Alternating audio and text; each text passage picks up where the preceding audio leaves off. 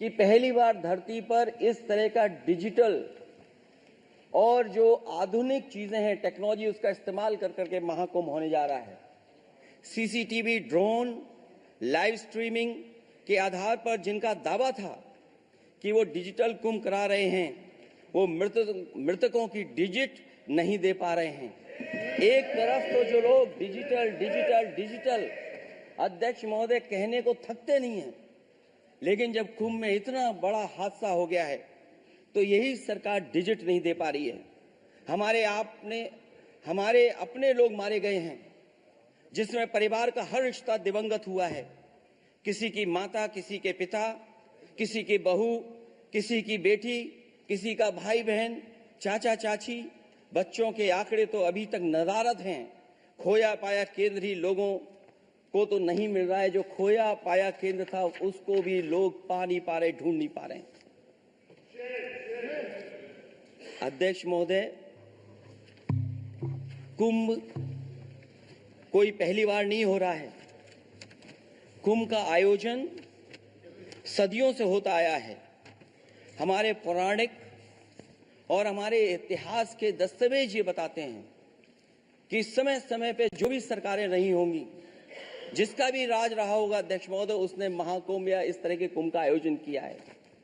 एक तरफ तो वो कि जो 144 साल बाद महाकुंभ होने जा रहा है, उसका इतना प्रचार किया।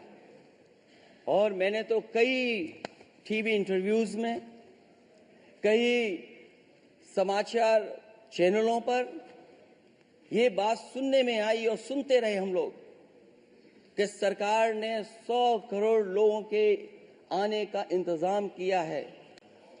और अगर 100 करोड़, अध्यक्ष महोदय, अगर ये बात गलत है तो मैं रिजाइन आपको देना चाहता हूं।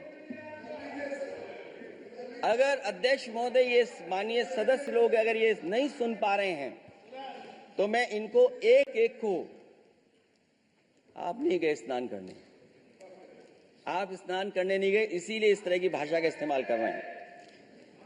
अध्यक्ष महोदय, ये कहा गया कि 144 वर्ष के बाद ये हो रहा है। जहां तक मेरी समझ और जानकारी कहती है, जो एस्ट्रोनॉमी और एस्ट्रो चीजों को समझते होंगे वो ये स्वीकार करते होंगे, जो भी कुंभ होता होगा वो 144 वर्ष के बाद ही होता होगा। लेकिन ये कहा गया कि नक्षत्र ऐसे हैं।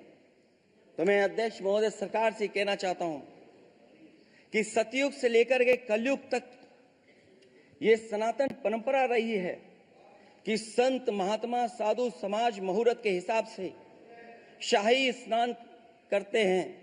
उसमें नक्षत्रों के हिसाब से जो सहयोग बनता है वही शाही स्नान का मुहूर्त होता है। लेकिन भाजपा के राज में ये सनातन परंपरा टूट गई। पहले सरकार ने संत समाज को शाही स्नान रद्द करने का आदेश दिया, जिससे अनादिकाल की सनातन परंपरा टूटी। और फिर जब देश भर में ये बात उठी, तो उन्होंने हाथ से को छिपाकर फिर से आदेश दिया कि अखाड़े शाही स्नान करने जाएं। इससे सरकार ने पावन मुहूर्त के स्थान पर अपने मनमाने समय पर स्नान कराने का आदेश दिया। बात उस दिन या तिथि की नहीं होती है, बल्कि निश्चित मुहूर्त काल की होती है। ये सनातन परंपरा तोड़कर इन लोगों ने अच्छा नहीं किया।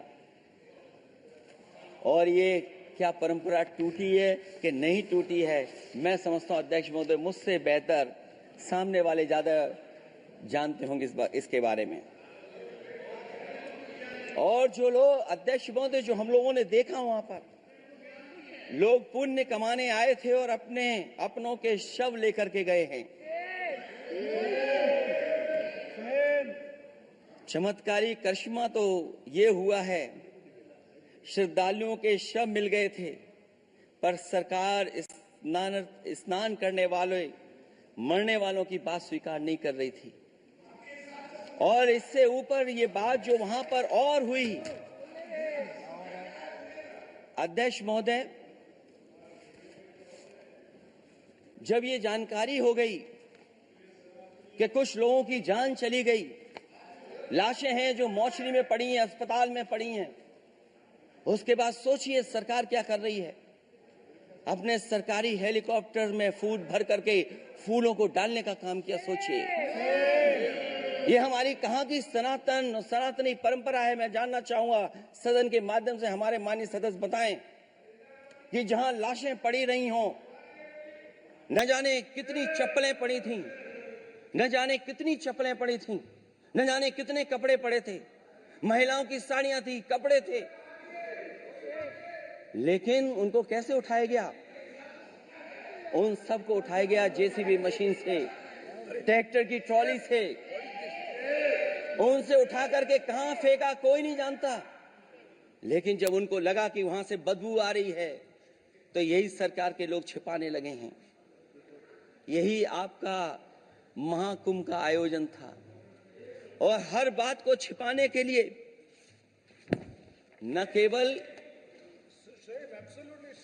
केवल ये लोग मीडिया का सहारा ले रहे हैं, मीडिया का सहारा लेते लेते सुनने में आया है कुछ दबाव और कुछ स्वीटनर भी दिए जा रहे हैं जिससे उनकी खबरें बाहर ना आ जाएं। और अगर अध्यक्ष महोदय ये बात सब गलत है मेरी, अगर ये बात सब गलत मैं कह रहा हूं, तो अभी तो नेता सदन को अभी भाषण देना है।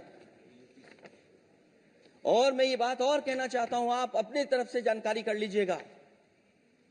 हमारे उत्तर प्रदेश के मुख्यमंत्री जी ने शोक नहीं प्रकट किया था।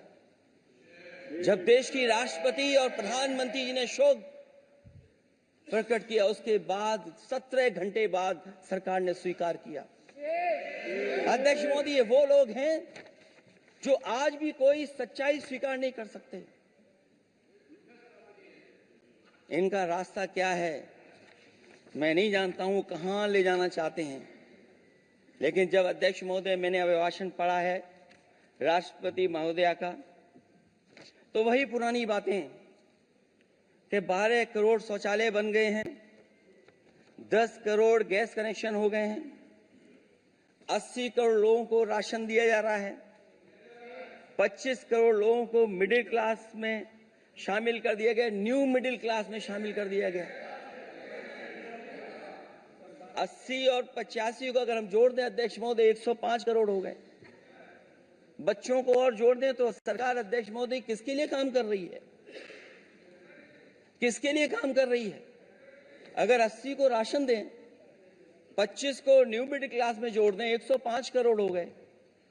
और जो बाकी बचे हैं हमारे देश की आबादी, जिसको 140 करोड़ बता रहे हैं, उसमें कम से कम बच्चे कुछ तो संख्या होगी, आधी आबादी की संख्या होगी। अगर उसको हम बाहर निकालें तो आगे आज सरकार किसके लिए काम कर रही है? वही बात पुरानी सुनने को मिलती है कि राष्ट्रीय मिलिट्री स्कूल बन गए हैं,